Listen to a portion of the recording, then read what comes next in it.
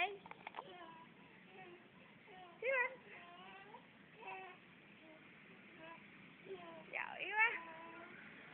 Đây đây, đây đây, đây đây. Đây đây.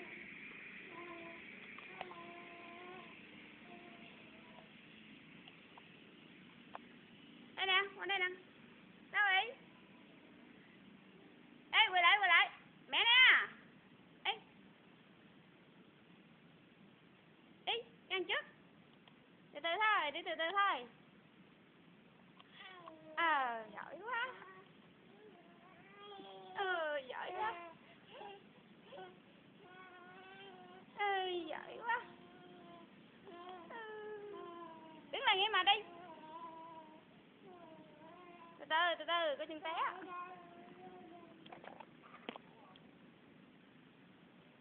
Hay quá.